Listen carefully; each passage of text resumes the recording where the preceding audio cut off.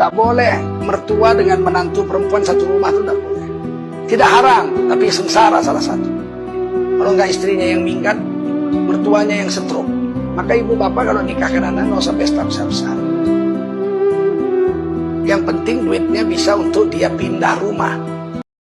Iya sih, yang penting bisa buat anak pindah rumah.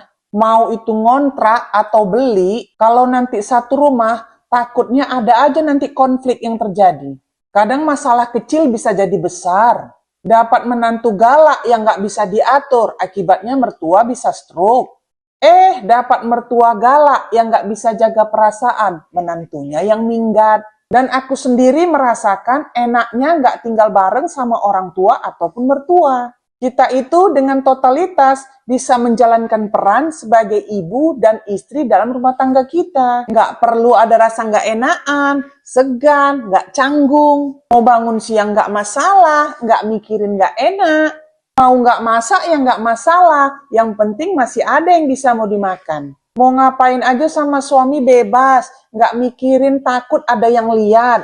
Terus cara berpikir kita bisa lebih mandiri dan lebih dewasa. Nggak disetir sana-sini, nggak ada yang hasut kalau kita misalnya lagi berantem sama suami. Buat yang belum ada rumah, nggak apa-apa sih ngontrak dulu kita sambil nabung. Ya kalau misalnya numpang sama orang tua atau mertua ya juga nggak apa-apa. Tapi kalian harus juga siap dengan hidup yang diatur-atur sesuai dengan kemauan mereka. Dan kadang ikut campur, ya kita harus sadar diri juga, namanya kita juga numpang. Kalau aku pribadi sih nggak mau.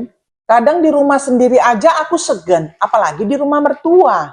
Mertuaku itu baik banget, apalagi orang tuaku pun baik. Tapi aku tuh orangnya segan, takut banget salah atau bertingkah. Beda halnya kalau orang tua tinggal satu atau sepuh, ya kan? Apalagi sakit pula, ya itu wajiblah kita urus. Ya kita rawat, kalau enggak kita yang tinggal di rumah mereka, ya kitalah yang bawa ke rumah kita. Tapi kalau semua baik-baik aja, ya mandirilah pula. Apalagi kalau dalam satu rumah bukan hanya mertua, tapi ada ipar juga. Tambah lagi kita sebagai menantu, takutnya ada pula nanti konflik yang terjadi. Tinggal sendiri atau mandiri, bisa aja menghindari konflik yang terjadi. Dan ada juga istilah, kalau dekat itu bau, kalau jauh di sana dia wangi. Dan yang jelas aku mau yang wangi lah. Dan aku bisa merasakan yang namanya itu dirindukan. Ditunggu kedatangannya, dibuatkan masakan kesukaan kalau datang. Benar-benar wangi lah. Buat kalian yang masih tinggal sama orang tua ataupun mertua, semoga dimurahkan rezekinya biar cepat beli rumah sendiri. Amin.